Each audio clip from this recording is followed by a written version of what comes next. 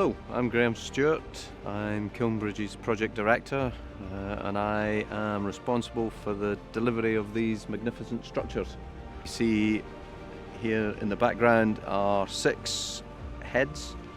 The ones in the foreground, the 4 intake heads. In the background, the 2 cooling heads are part of the cooling water system for Hinkley Point C. The large heads weigh in the region of 5,000 tonnes and the smaller ones, the outtakes, weigh about 3,500 tonnes. Together with our client Balfour Beatty, the designer Jacobs, reinforcement detailer Ada, concrete supplier Hanson, reinforcement supplier Express, and our specialist formwork supplier and partner EFCO. We spent in the region of 3 years delivering these heads. At peak we had some 200 plus people on site, a mixture of engineers, surveyors, planners, construction managers, carpenters, steel fixers, concrete men delivering this. Some really highly complex structures, a lot of reinforcement, some of the most complex reinforcement I've ever worked on in my career, somewhere in the region of 600 to 700 kgs per cube. It's extremely dense, highly complex and really needed to be knitted together.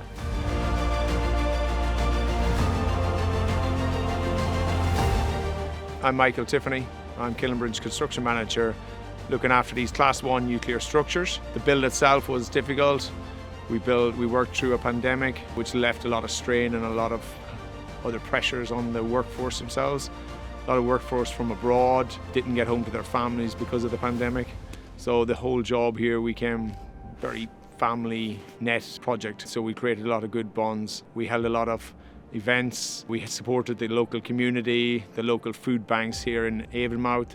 Every 3 months we would do a collection for the food bank. We also done lots of other charity work during the pandemic. We carried out painting in some schools and renovation works to help them. Sent our carpenters there, helped them build some extra sheds and done up the garden works and done some cleaning around them. This project had a very difficult reinforcement, very tight tolerances, and that was not only achieved by a lot of time work with design, but we introduced a 3D modelling. So steel fixers had to learn new grafts here, learn new skills. Tablets was introduced and reinforcement was fixed to 0 to 5 mil by using 3D modelling system, some of its first kind. So it was a step, we moved a step into the future with that.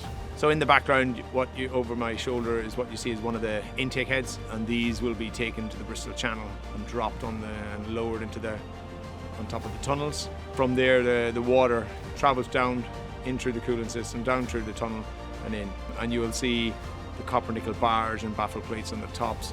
These are installed to 1 mil tolerance, and this is where the water is taken straight into the power station Hinkley Point. In the centre of this, there's a shaft area, and all this was bespoke made in the US by EFCO. Really difficult to install. It all had to be as I mentioned, there's no ties in the formwork system due to water, so we had to make a fully sealed box.